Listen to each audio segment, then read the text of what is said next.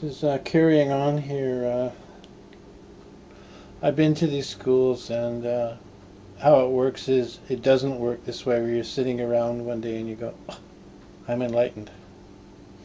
The only person that ever happened to was the Buddha, and he was unable to explain it to anyone else. So this goes out of small tasks into work against lying.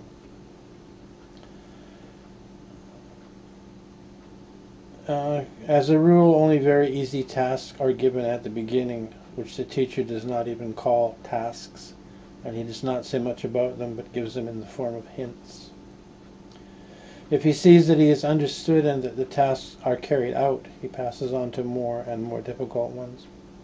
More difficult tasks, although they are only subjectively difficult, are called barriers. The peculiarity of barriers consists in the fact that, having surmounted a serious barrier, a man can no longer return to the ordinary sleep, to ordinary life.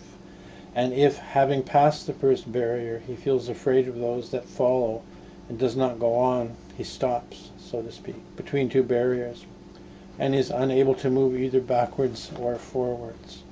This is the worst thing that can happen to a man. Therefore, the teacher is usually very careful in the choice of tasks and barriers. In other words, he takes the risk of giving definite tasks requiring the conquest of inner barriers only to those people who have already shown themselves sufficiently strong on small barriers. It often happens that, having stopped before some barrier, usually the smallest and the most simple, people turn against the work, against the teacher, and against other members of the group, and accuse them of the very thing that is becoming revealed to them in themselves. Now, for example, of a small task hint, I was asked, it was suggested that I didn't go to my father's funeral. And I didn't go, and that has caused ripples that to this day I'm still dealing with. But it was my choice to do that, as I was in school. Carrying on. Sometimes they repent later and blame themselves, then they again blame others. Then they repent once more, and so on. But there is nothing that shows up a man better than his attitude towards the work and the teacher after he has left it. Sometimes such tests are arranged intentionally.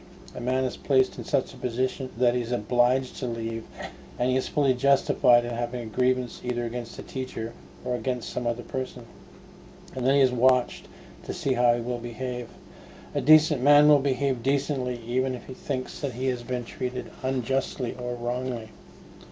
But many people in such circumstances show a side of their nature which otherwise they would never show, and at times it is a necessary means for exposing a man's nature. So as long as you are good to a man, he is good to you, but what will he be like if you scratch him a little? But this is not the chief thing. The chief thing is his own personal attitude, his own valuation of the ideas which he receives or has received, and keeping or losing his valuation. A man may think for a long time and quite sincerely that he wants to work and even make great efforts, and then he may throw up everything and even definitely go against the work, justify himself, invent various fabrications, deliberately ascribe a wrong meaning to what he has heard, and so on. What happens to them for this? Asked one of the audience. Nothing. What could happen to them? They are their own punishment, and what punishment could be worse?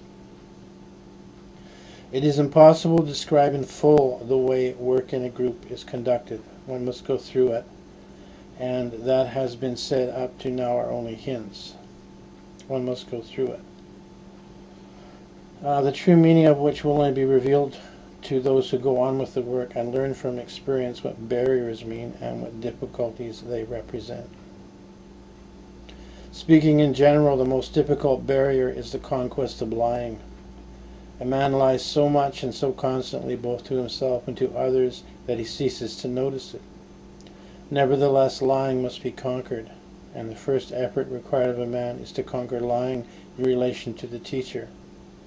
A man must either decide at once to tell him nothing but the truth, or at once give up the whole thing. He must realize that the teacher takes a very difficult task upon himself, the cleaning and repair of human machines.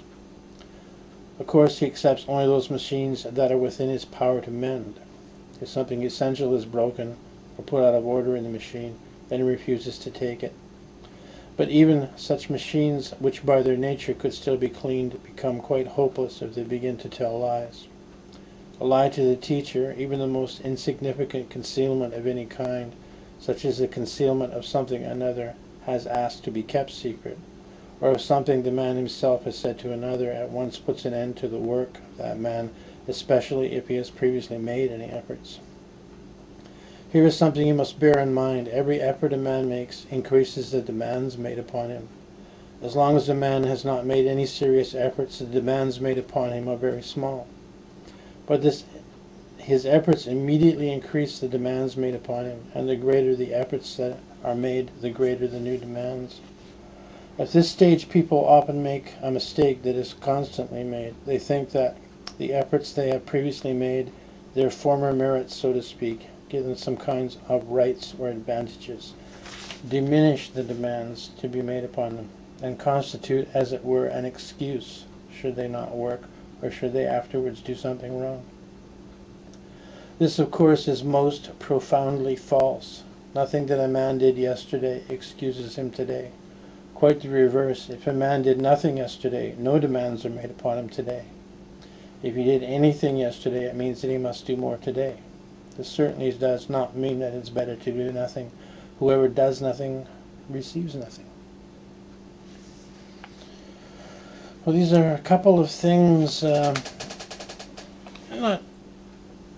earth-shattering ideas, but this is not what you learn when you go to Bible school or the little catechism schools that are run, Sunday school, things like that. They barely even teach honesty and integrity anymore. If you told children these things, they include them in their lives. And if you don't, they don't. And we don't have really a Christian North America anymore anyway. I just thought it's a little safer having that than having a barbarianism.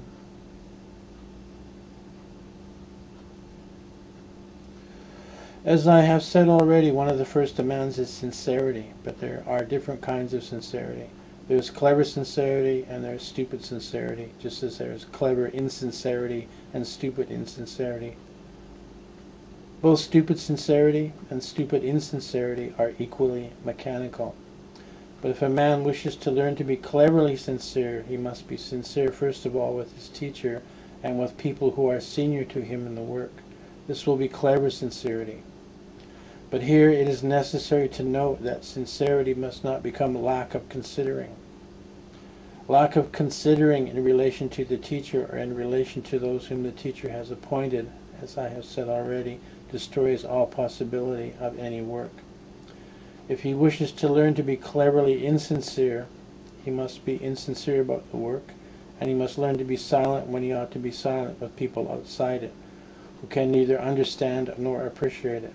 But sincerity in the group is an absolute demand, because if a man continues to lie in the group in the same way he lies to himself and to others in life, he will never learn to distinguish the truth from a lie.